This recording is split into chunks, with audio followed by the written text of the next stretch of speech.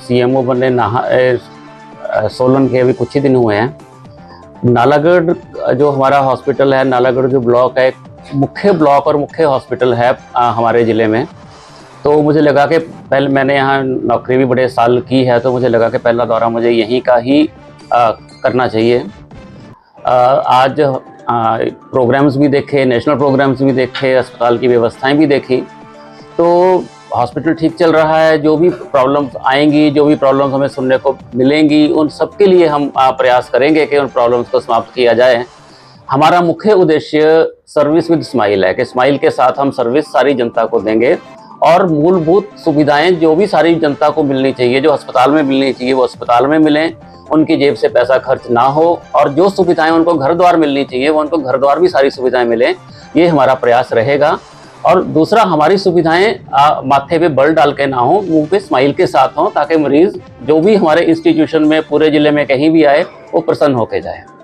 नालागढ़ में कई सालों से सर काफ़ी कमियाँ जो हैं वो आ रही है। जैसे अल्ट्रासाउंड सर वो अपनी यहाँ रेडियोलॉजिस्ट नहीं है, और अल्ट्रासाउंड जो है लोगों को बाहर से कराने का। दूसरा सर एक एमडी मेडिसिन नहीं थी, और ईएनटी स्पेशलिस्ट जो है वो यहाँ पर, तो उसके लिए क्या प्रावधान है? हम सरकार को अवगत कराएंगे और पूरा प्रयास करेंगे कि जो स्पेशलिस्ट यहाँ चाहिए हैं नालागढ़ हॉस्पिटल में, क्योंकि पूरे इलाके के लिए, इंडस्ट्रियल हब के लिए, पूरी के लिए सबसे बड़ा हॉस्पिटल है, वो उपलब्ध करवाई जाएँ।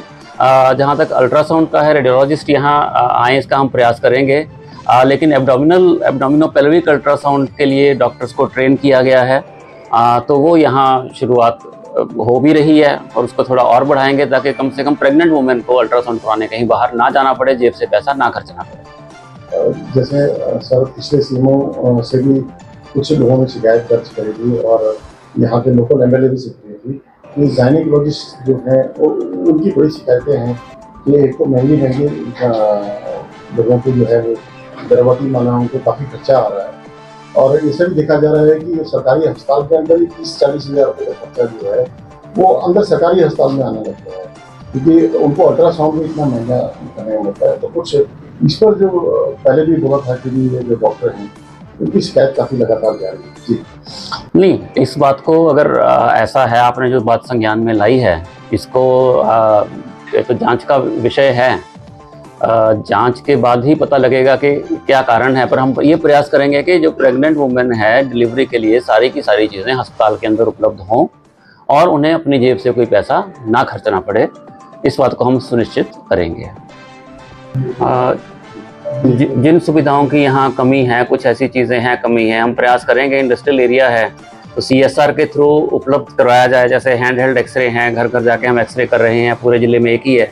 हम प्रयास करेंगे कि एक और हैंड हेल्ड एक्सरे आए जो कि इस इंडस्ट्रियल एरिया में ही डेडिकेटेड रहे और टीबी को हम समाप्त कर सकें। दूसरा जो हमारा प्रयास रहेगा कि हाइपरटेंशन फोर्टनाइट भी चल रही है, और हाइपरटेंशन और डायबिटीज़ के पेशेंट्स को घर घर जाकर हम ढूंढें और उनको इलाज में डालें। तो इसके लिए भी हम NGOs को या और लोगों को भी साथ में मिलाने का प्रयास करेंगे। सर कोरोना जैसे अभी लग रहा है कि दोबारा से उसके जो केसेस जो हैं वो अदर स्टेट्स में आने शुरू हो रहे हैं, तो उसके लिए क्या रहेगा सर, क्या अपडेट है? अगर वैसे तो ऐसा है, कोरोना एक बार हुआ है, वो हमेशा के लिए है, वो रहेगा ही रहेगा। जब भी वायरल डिजीज़ हैं, जैसे इन्फ्लुएंजा है, पहले 1900 कुछ में हुआ था और उसके बाद वो आज तक हो रहा है। और अगर ये केसेस बढ़ते हैं तो विभाग पूरी तरह से तैयार है। इंफ्रास्ट्रक्चर, जब कोरोना की बहुत बड़ी वेव आई थी तो पूरा तैयार है इंफ्रास्ट्रक्चर, और हम हर परिस्थिति से निपटने के लिए तैयार हैं।